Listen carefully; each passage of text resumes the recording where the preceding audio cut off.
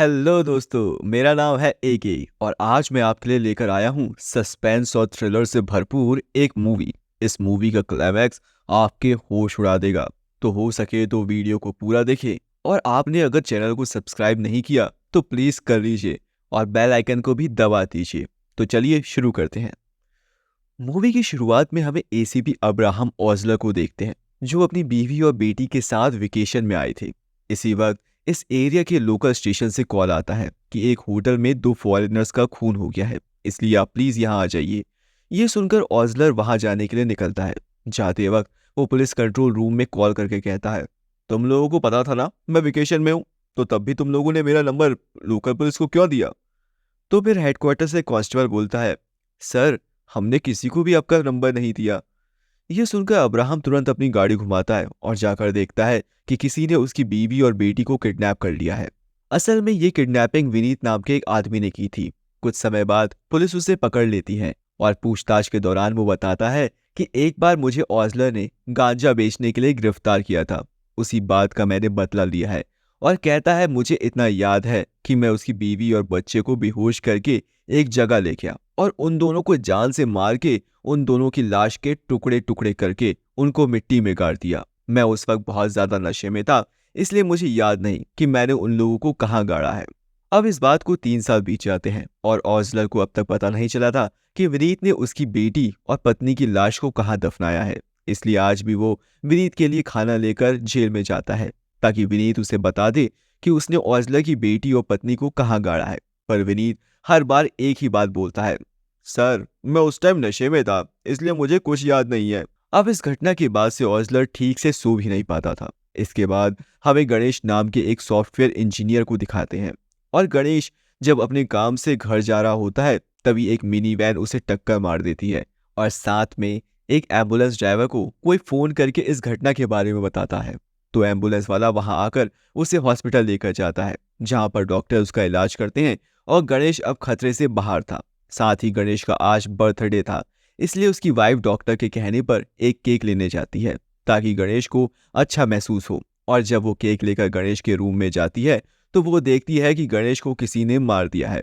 अब इस केस को सॉल्व करने के लिए ओज़लर अपने असिस्टेंट के साथ क्राइम स्पॉट में जाता है। यहाँ ओज़लर को लाश के पास एक बर्थडे कार्ड मिलता है। उसमें कुछ मेडिकल लैंग्वेज में लिखा हुआ था और लास्ट में फुल स्टॉप दिया हुआ था। इसका मतलब और भी खून होने वाले हैं। फिर ओज़लर एम्बुलेंस वाले से पूछता है कि तुम्हें किसने फोन किया था।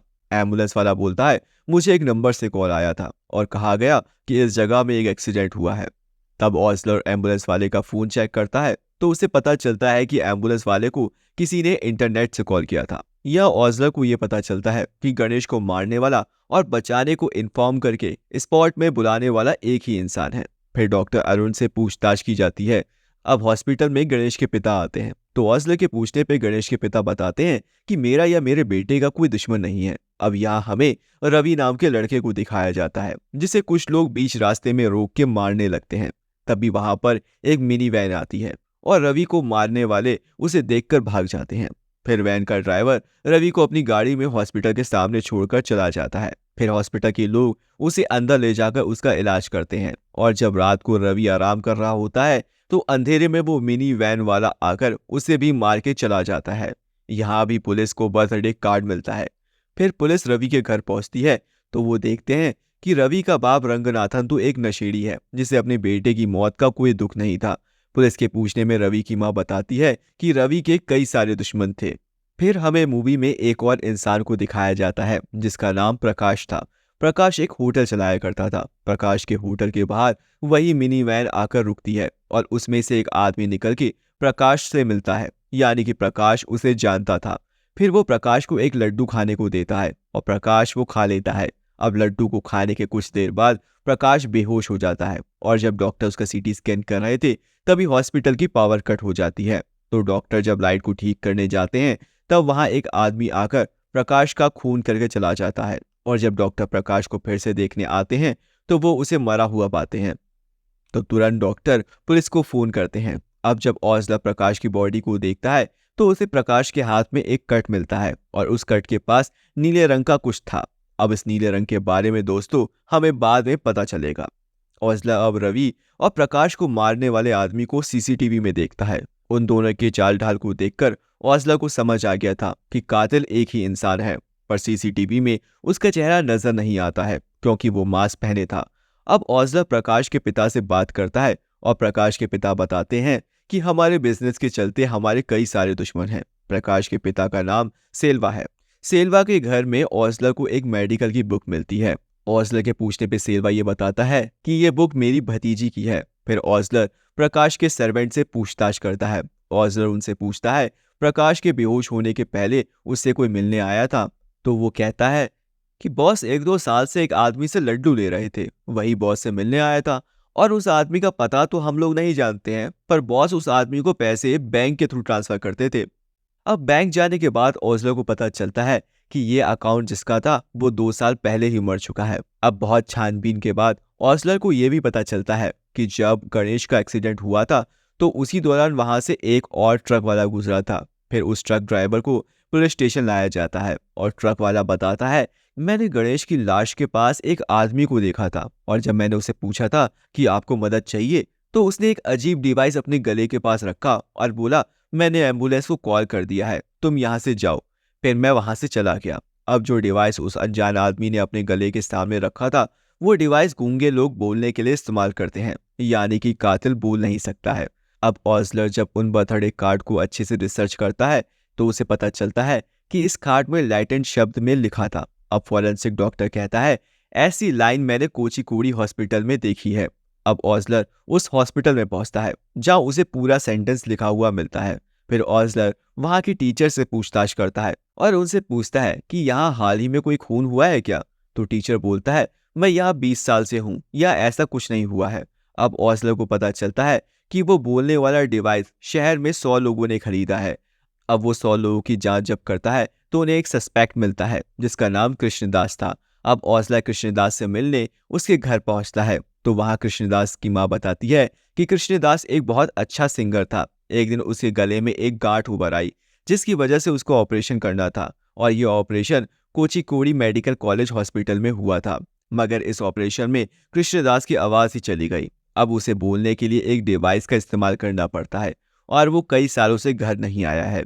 यहाँ पर कृष्णदास की माँ ओजला को कृष्णदास की फोटो दिखाती है। अब ओजला ने जो सेल्वा के घर में मेडिकल की बुक देखी थी वो बुक वहाँ कोचीकोडी हॉस्पिटल में भी देखता है। ये देखकर ओजला को ये पता चल जाता है कि सेल्वा झूठ बोल रहा है।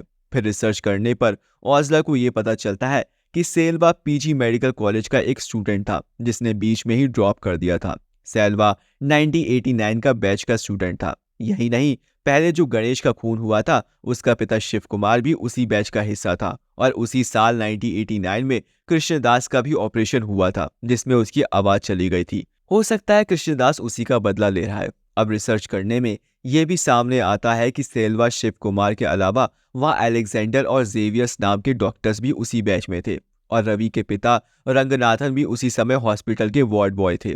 इधर डॉक्टर अलेक्जेंडर को जब पता चलता है कि उनकी जान को खतरा है तो वो दुबई चले जाते हैं, जिनसे ओजलर वीडियो कॉल में बात करके कहता है आप वहीं रहना। इसी बीच हमें जेवियर को दिखाया जाता है जो कि अपना एक ऑपरेशन करवाने वाला था। तभी उनसे मिलकर ओजलर उनको बताता है कि आपको कोई मारना चाहता है और उसका नाम है कृष्णदास, तो आप थोड़ा संभल के रहिए। तो यहाँ जेवियर ओजलर को कहता है जो होना होगा वो होकर रहेगा। फिर ओजलर जेवियर के पास कुछ पुलिस वाले को सिक्योरिटी के लिए छोड़ देता है। ओजलर को पता था कि ये तीनों लोग मुझसे कुछ तो छुपा रहे हैं।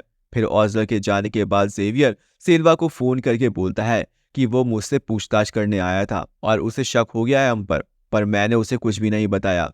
इसी बीच अलेक्जेंडर वापस इंडिया आ जाता है और वो फोन करके ओजलर से कहता है आप मुझसे मिलिए, मैं आपको सारी सच्चाई बताता हूँ। अब ओजलर अलेक्जेंडर के घर जाता है। जैसे अलेक्जेंडर उसे सब कुछ बताने वाला था तभी वह कृष्णदास बहुत सारे गुंडों को लेके आकर उन पर हमला कर देता है। फिर वो अलेक्जेंडर को ले जाने की कोशिश करते हैं। अब अलेक्जेंडर को तो गुंडे ले जाते हैं मगर ओजलर ने कृष्णदास को पकड़ लिया था। फिर ओजलर कृष्णदास से पूछता है कि तुम्हारे आदमी अलेक्जेंडर को कहाँ लेकर गए हैं, पर कृष्णदास उसे कुछ नहीं बताता। फिर ओजलर रंगनाथन की बीवी से पूछताछ करता है तो वो ओजलर को बताती है कि कुछ दिन पहले रंगनाथन से मिलने अरुण नाम का डॉक्टर आया था। वो रंगनाथन से 1989 के बैच के बारे में पूछताछ कर रहा था। अब ओज़लर का पूरा शक डॉक्टर अरुण पर जाता है। फिर वो अरुण से मिलने निकलता है और अपने असिस्टेंट को सारे पुलिस फोर्स के साथ जेवियर की सिक्योरिटी के लिए भेज देते हैं। अब अरुण ओज़लर के पूछने पर बताता है कि 1989 में मेरी दीदी भी उसी बैच में थी और वो कोचीकोडी मेडिकल कॉलेज से मेडिसिन कर रही थी और मेरी दीदी का नाम सूजा था। उन्होंने बस के सामने आकर अपनी जान दे दी थी। फिर वो बताता है कि उसे उसकी दीदी के हॉस्टल से एक फोटो मिला था जो कि उसकी दीदी और उसके बॉयफ्रेंड की थी। वो भी उसी बैच में ही पढ़ता था। उस आदमी के बारे में जानने के लिए मैं रंगनाथन के पास गया था पर उसने मुझे कुछ नहीं बताया। तब अरुण ओज़लर को वो फोटो दिखाता है, यानी कि वो कातिल नहीं है। वहीं दूसरी तरफ पुलिस के नाक के नीचे से जेवियर को कोई लेकर चला जाता है। पर यह बात जब ओज़लर को पता चलती है तो वो दंग रह जाता है। अब बहुत सोचने के बाद उसे पता चलता है कि जिसको वो लोग अलेक्जेंडर मान रहे थे वो असली अलेक्जेंडर नहीं था, बल्कि असली अलेक्जेंडर ही कातिल है जो कि कृष्णदास के साथ मिलकर ये सब कत्ल को अंजाम दे रहा है। अब हमें असली अलेक्जेंडर को दिखाया जाता है जो कि जेवियर के हाथ में नीले रंग के मार्क लगाता है और उसी जगह उसके हाथ की नस को काट देता है। मगर उसी वक्त वहां ओज़लर आके अलेक्जेंडर को अरेस्ट कर लेता है और ओज़लर जेवियर को तुरंत हॉस्पिटल पहुंचाता है। अब ओज़लर अलेक्जेंडर से पूछता है उसने ये सब आखिर क्यों किया। तब अलेक्जेंडर उसे अपनी कहानी बताता है। कहानी अब 1989 में जाती है। यहाँ में कोचीकोडी मेडिकल हॉस्पिटल को दिखाया जाता है जहाँ पर सूजा नाम की लड़की ने एडमिशन लिया था। सूजा देखने में काफी सुंदर थी, इसलिए हॉस्टल के सभी लड़के उस पर फिदा थे। कॉलेज स्टूडेंट शिव कुमार उसे जाकर प्रपोज करता है पर वो उसके प्रपोजल को एक्सेप्ट नहीं करती। अब यहाँ पर हम देखते हैं कि शिव कुमार, सेल्वा, जेवियर ये तीनों रूममेट थे और इसी हॉस्पिटल में अलेक्जेंडर नाम से एक स्टूडेंट भी था। अब हॉस्पिटल में एक पेशेंट को लाया जाता है और जेवियर उसे देखकर कहता है बिना एक्सरे निकाले मैं कुछ नहीं कर सकता हूँ और बहुत ज्यादा देरी होने की वजह से वो इंसान मर भी सकता था। फिर पेशेंट के रिश्तेदार वहां पर हंगामा करने लगते हैं, लेकिन तभी वहां अलेक्जेंडर आता है जो कि पेशेंट को देखकर तुरंत उसका इलाज करता है। फिर अलेक्जेंडर उसे इंजेक्शन देकर ठीक कर देता है। ये देखकर सभी अलेक्जेंडर की काफी तारीफ करते हैं। फिर सीनियर डॉक्टर जेवियर को आकर चिल्लाते हैं और कहते हैं अगर तुम्हें सिचुएशन संभालनी नहीं आती है तो तुम क्यों डॉक्टर लाइन में आए हो। जेवियर यहाँ से ही अलेक्जेंडर को नापसंद करने लगता है। अब अलेक्जेंडर की मुलाकात सूजा से होती है और दोनों एक दूसरे को पसंद करने लगते हैं और जब ये बात शिव कुमार को पता चलती है तो वो भी अलेक्जेंडर को अपना दुश्मन मानने लगता है। अब सूजा और अलेक्जेंडर एटॉमिक क्लास में मिला करते थे और इसके लिए अलेक्जेंडर वार्ड बॉय रंगनाथन को पैसे दिया करता था। अब हॉस्पिटल में अलेक्जेंडर सेल्वा को नशीले इंजेक्शन लेते देख लेता है और इस बारे में तुरंत वहां के चीफ डॉक्टर को बता देता है। इस वजह से सेल्वा के हॉस्पिटल से निकाल दिया जाता है। अब सेल्वा भी अलेक्जेंडर को नापसंद करता था। अब ये तीनों दोस्त अलेक्जेंडर को एकदम पसंद नहीं करते थे।